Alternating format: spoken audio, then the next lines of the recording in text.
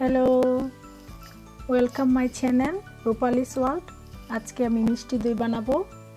তো চলুন দেখে নিই কীভাবে করছি। আমি এখানে হোল মিল্ক নিয়েছি 2 লিটার অ্যান্ড 2টা এভাপোরেট নিয়েছি, আর এখানে আছে লো ফ্যাট গ্রিক দই, তো আর হলো ব্রাউন সুগার। আমি একটু ব্রাউন সুগার ইউজ করি সব কিছুতেই, তাই ব্রাউন সুগারটা দিব।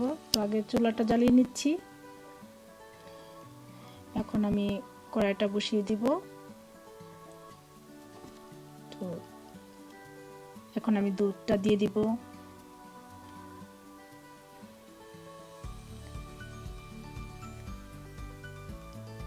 দুধটা দিয়ে পরে আমি এখানে 2 লিটার দিয়েছিলাম, আরেকটা দিয়েছিলাম কারণ আমি এখানে 2টা দই বানিয়েছি। তো 2টা দই বানানোর জন্য আমি 2 লিটার দুধ দেওয়ার পরে আমি আরেকটা ইউজ করেছি, তারপরে আমি এভাপোরেট ইউজ করেছি 2টা। আর দুধটা এখন আগে আমি একটু বলক আনিয়ে নেব। বলক আসার পরে আরও কিছুক্ষণ জাল দিব।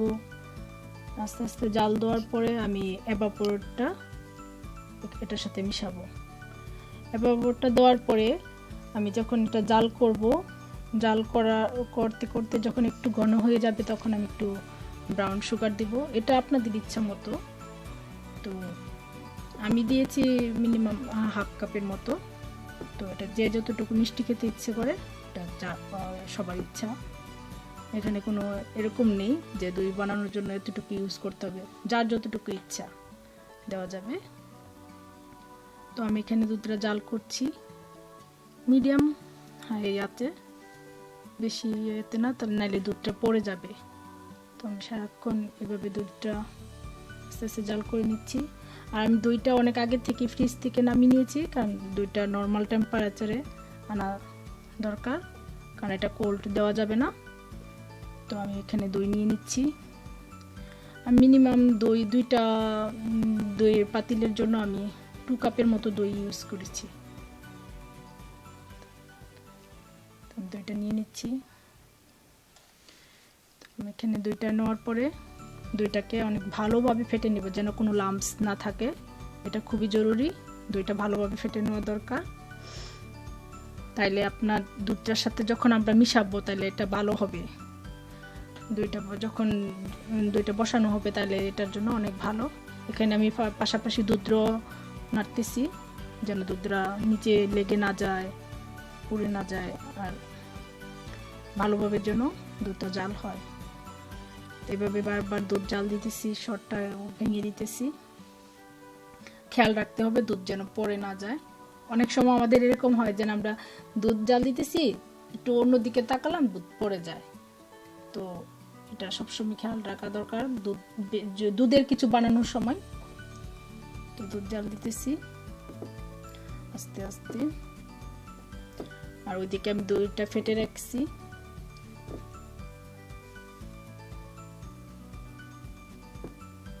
এখন আমি এভাপোরেটটা দিয়ে দিব।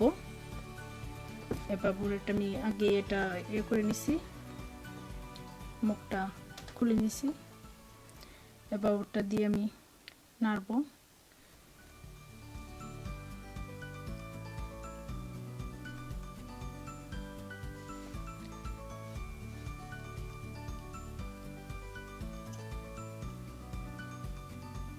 এভাপোরেটটা দিয়ে আমি দুধের সাথে ভালোভাবে মিশাইতেছি। এভাপোরেটটা যখন আমরা দুধে মিশাই, দুধটা অনেকটা ঘন হয়ে যায়। কারো যদি ইচ্ছা না হয় এভাপোরেট না দিলেও পারেন। বাংলাদেশে এভাপোরেট মিলটা আসলে সচরাচর পাওয়া যায় না, এখানে আমরা ইউকেতে পাই, তাই দিই। যদি এভাপোরেট মিলটা আপনি না পান তখন আপনি দুধটাকে আরও অনেক সময় নিয়ে জাল দিতে হবে। তো আমরা একটু ইজি ওয়ের জন্য এভাপোরেটটা ইউজ করি। আমি এখানে 2টা এভাপোরেট ইউজ করেছি, কারণ আমি এখানে 2 পাতিল দই বানাবো। এখন আমি ব্রাউন সুগারটা দিয়ে দিচ্ছি, যার যতটুকু মিষ্টি প্রয়োজন হয় দিয়ে দিবেন। তো এখন আমি এভাপোরেট দেওয়ার পরে ব্রাউন সুগার দেওয়ার পরে ভালোভাবে এটা নাড়তেছি, যেন সবগুলো খুব সুন্দর করে ভালোভাবে মিশে যায়।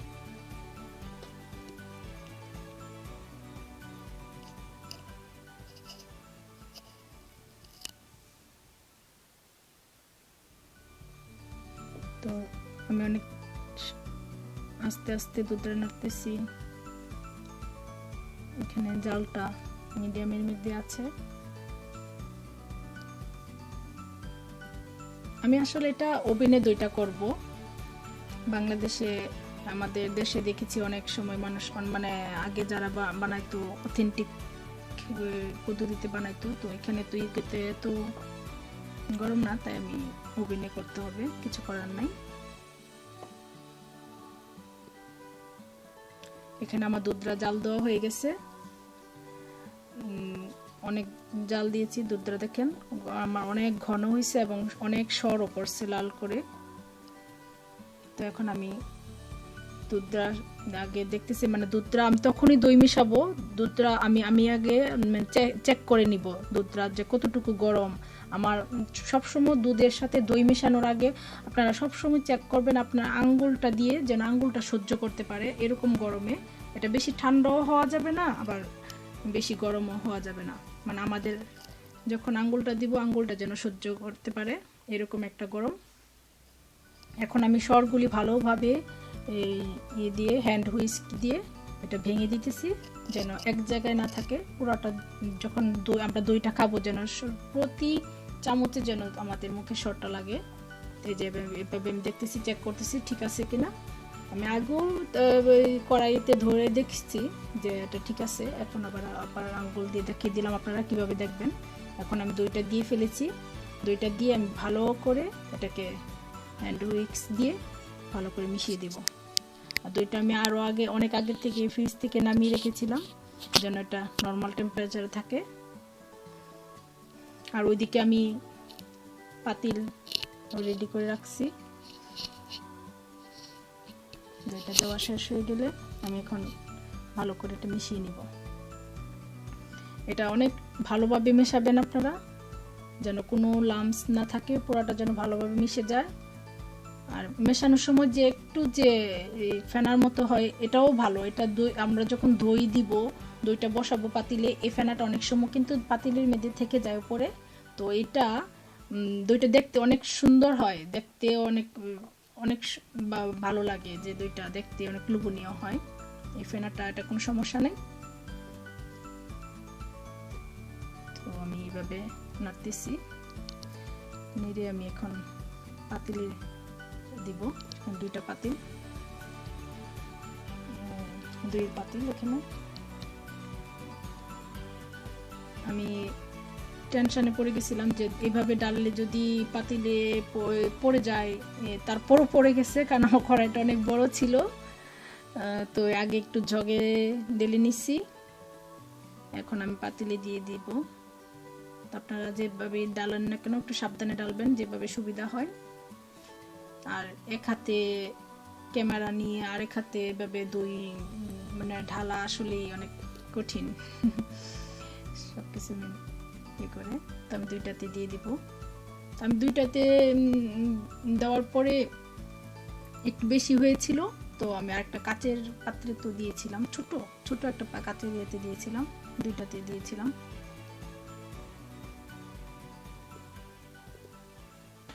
পুরোটা ভরে দেইনি, কারণ পুরোটা ভরে দিলে অনেক সময় ওভেনে দেওয়া আনার সময় অনেক রিস্ক হয়ে যায়, তো পড়ে যাওয়ার সম্ভাবনা থাকে। আমি দুইটাতে সমান পরিমাণে দিয়েছি, দিয়ে আরেকটা ছোট কাচের ওভেন বাটিতেও দিয়েছি। তো এরকম করে আমি দিয়েছি। এখন আমি আগেই ওভেনটা হিট করে নিয়েছি 150-তে দিয়ে হিট করে। এখন আমি একবারে লো টেম্পারেচার অনলি 50-তে আমি এখন দইটা রেখে দিব। আগে আমি প্রি হিট করে নিছি ওভেনটা। এখন আমি দিয়ে এটার ভিতরে দিয়ে আমি 50-এ দিয়ে আমি 2 আওয়ার্সের মতো রাখবো, পরে আমি এটা বন্ধ করে দিব। 50-তে দিয়ে 2 আওয়ার্স রাখবো, পরে আমি ওভেনটা অফ করে দিব। 6-7 ঘন্টার জন্য আমি এটাকে টাচ করব না, কমপক্ষে 5 ঘন্টা তো এট লাস্ট করতেই হবে, নাহলে আপনার দইটা ভালোভাবে জমবে না। কারণ এখানের ওয়েদার তো এত বেশি গরম না, তো আমাদের ওভেন ইউজ করতে হয়। এখন আমার যে দইটা এটা আমি দিয়ে রেখে দিয়েছিলাম, তো দইটা বসে গেছে। এখন আমি এটাকে দেখাবো। এটা কিন্তু আমার প্রায় 6 আওয়ার্স পরে, এখন যে বের করতেছি এটা 6 আওয়ার্স হয়ে গেছে। তো আমার দইটা বসে গেছে, ঠান্ডা হয়ে গেছে, সুন্দর জমে গেছে। এটা একটা ছোট বাটিতে করেছিলাম আর 2টা পাতিলে করেছি।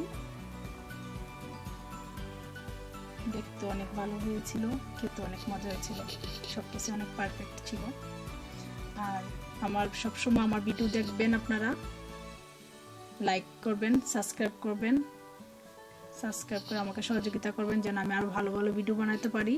আর আপনাদের পছন্দ হলে কমেন্টে লিখবেন। Thanks for watching.